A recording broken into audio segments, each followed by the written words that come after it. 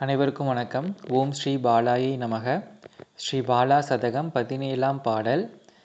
தயாபரியானவள் தத்துவமானவள் தன் அடியார்கட்கு மகத்துவமானவள் அதிசயமானவள் பாலா அபூர்வமானவள் அடியார்கள் இல்லங்களில் நிறைந்தருள்பவள் பெரும் நிதியானவள் பாலா நிம்மதி தருபவள் நிலைக்கும் முன்பை அன்பிற்கு வழிகாட்டுபவள். பாடலின் பொருள்: தயாபரியானவள் தத்துவமானவள் தன் அடியார்க்கு மகத்துவமானவள். அதாவது தயையே உருவான அன்னை பாலை தத்துவங்களுக்கெல்லாம் மூலப்பொருளாக இருப்பவள். அவளே தன் அடியார்களுக்கு மகத்துவத்தை தருபவள். இவளே தன் அடியார்களுக்கு முக்கியமானவள். தன் அடியார்கள் அவர்களை விட அன்னையே நினைத்து கொண்டிருப்பதால் தன் அடியார்கட்கு அன்னை மகத்துவமானவள்.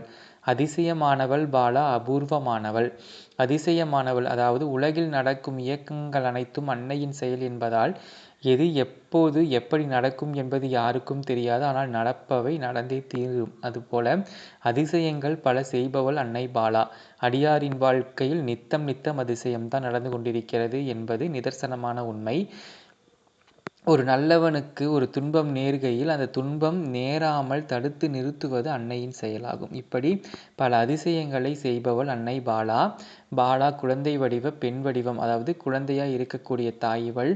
அபூர்வமானவள். அபூர்வம் என்பது அதிசயத்தையும் குறிக்கும். அபூர்வம் என்பது எங்கும் இல்லாத ஒரு சிறப்பம்சத்தை குறிக்கும். பாலா வழிபாடு சித்தர்களின் அபூர்வ வழிபாடாகும்.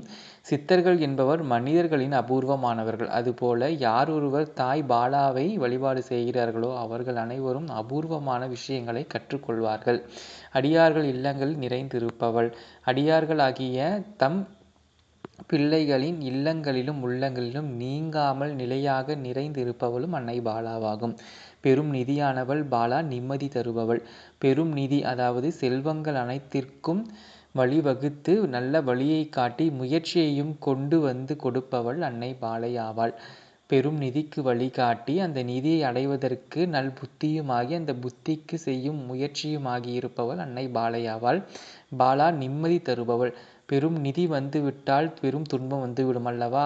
அதனால் அதே பாலா அந்த நிதி கொண்டவனுக்கு நல்ல மதி கொடுத்து அந்த மதியால் தர்ம செயல்களை செய்ய வைத்து அவர்களுக்கு நிலையான நிம்மதி தருபவளும் அன்னை பாலைதான். நிலைக்கும் உண்மை அன்பிற்கு வழிகாட்டுபவள். இங்கே நிலைக்கும் உண்மை அன்பு என்பது இறைவனின் அன்பை குறிக்கும்.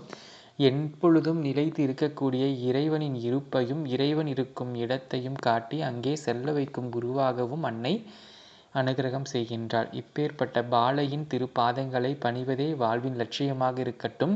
அன்னை பாலை அனுகிரகம் செய்யட்டும். ஓம் சக்தி.